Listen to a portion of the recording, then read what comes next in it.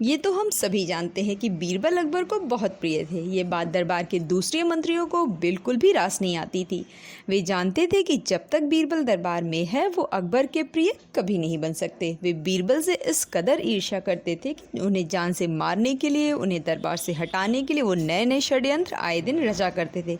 और इस बार उन्होंने अपने षड्यंत्र के लिए दरबार के नाई को प्रलोभन देकर उसका सहारा लिया। नाई को बादशाह अकबर के बाल काटते समय उनसे वार्तालाप करने का अवसर मिल जाता है। एक दिन बाल काटते हुए वो अकबर से बोला, बादशाह सलामत, कल रात मैंने एक सपना देखा जिसमें आपके अब्बा हुजूर मुझे दिखाई दिए।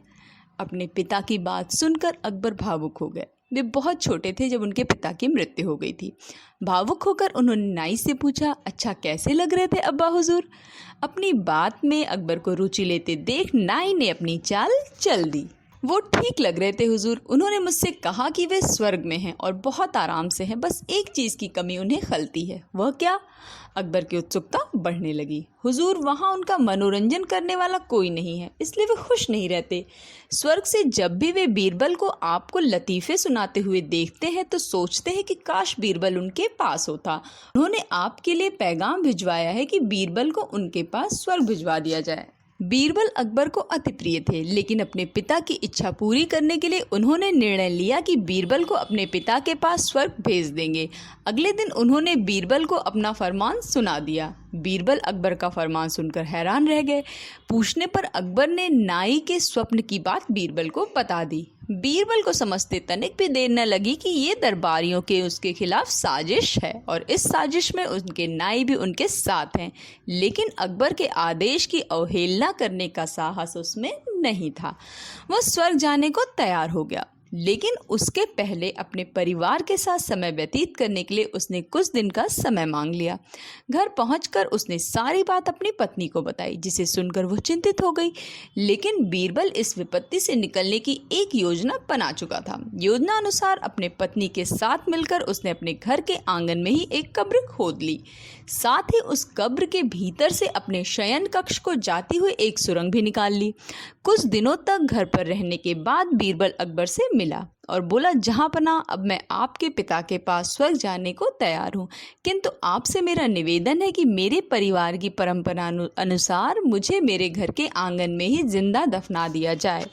अकबर बीरबल की बात मान गए और उसे उसके घर के आंगन में बनी कब्र में जिंदा दफन करवा दिया। योजना अनुसार बीरबल कब्र से लंबी सुरंग से होते हुए अपने घर आ गया। उसके बाद 2 महीने तक वो घर में ही छुपकर रहा। 2 महीने बाद वो अकबर के दरबार में पहुंचा। सारे दरबारी उसे देखकर हैरान थे। बीरबल के बाल और दाढ़ी बड़ी हुई थी और वो बड़ा ही विचित्र नजर आ रहा था। उसे इस अवस्था में अपने सामने देखकर अकबर ने पूछा, बीरबल तुम वापस आ गए? हमें बताओ, हमारे अब्बा हुजूर कैसे हैं और तुमने अपनी ये कैसी हालत बना ली है? सब ठीक तो है? जी जहाँ पना, स्वर्ग में सब ठीक है। मैं आपके पिताजी से मिला और उन्हें खूब सारे लतीफ़े सुनाकर उनका मनोरंजन भी किया।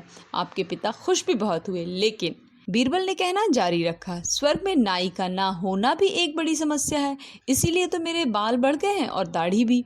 आपके पिताजी के बालों और दाढ़ी की हालत तो मुझसे भी बुरी है, इसलिए उन्होंने स्वर्ग में आपके नाई को भिजवा देने का पैगाम भेजा है। इत्तेफाक से नाई भी उस दिन वहीं था। बीरबल की बात सुनकर उसकी सिट्टी पिट्टी गुम हो गई। इधर अपने अब्बा हुजूर की ये इच्छा भी पूरी करने के लिए अकबर ने नाई को जिंदा दफनाने का आदेश दे दिया।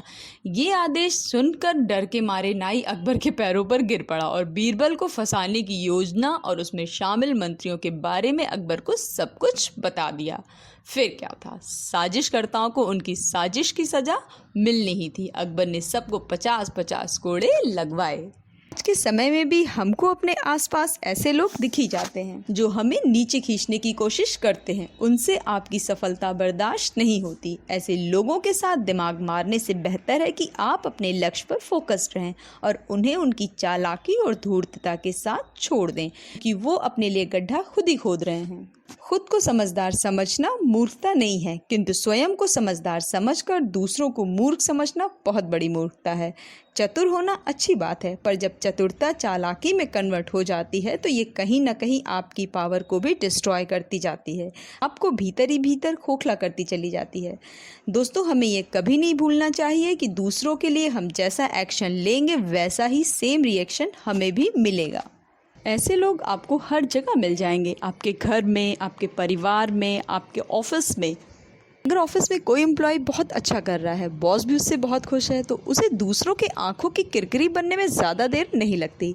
घर परिवार में भी यही हाल है। छोटी बहू ने अगर अपने काम से सबका दिल जीत रखा है तो बड़ी बहू की वो पक्की दुश्मन बन जाती है, और छोटी बहू का भी यही हाल होगा अगर बड़ी बहू अपने काम में परफेक्ट है और सबका दिल जल्दी जीत लेती है। ऐसे उदाहरण आपको हर जगह देखने को मिल जाएंगे। उन्हें खुद भी नहीं पता कि उनकी चालाकी, धूर्तता, उनकी निम्न स्तर की सोच उन्हें धीरे धीरे दीमक की तरह अंदर से खोखला करती जा रही है। मजबूरी में हमें इनके साथ रहना भी पड़ रहा होगा, तो यहाँ पर दिखानी है थोड़ी सी स्मार्टनेस, बीरबल की तरह। हमें थोड़ा स्मार्टली बिहेव करते हुए इनके साथ रहना तो है, पर इन्हें अपने अंदर नहीं रखना है। मतलब इनकी सोच को अपने अंदर जगह नहीं देनी है, नहीं तो वो आपको भी दीमक की तरह अंदर ही अंदर चाट जाएंगी। कहानी आपको अच्छी लगी हो, इसके मॉरल वैल्यूज़ से आप सहमत हो तो कमेंट करके बताएं ज़रूर। लाइक करें, चैनल पे नए हो तो सब्सक्राइब करें। मेरे चैनल से जुड़ने के लिए बेल आइकन को प्रेस करना बिल्कुल भी ना भूलें। मिलते हैं फिर एक लाइफ चेंजिंग कंटेंट के साथ मेरी नेक्स्ट वीडियो में। Till then bye bye, take care and thanks for watching.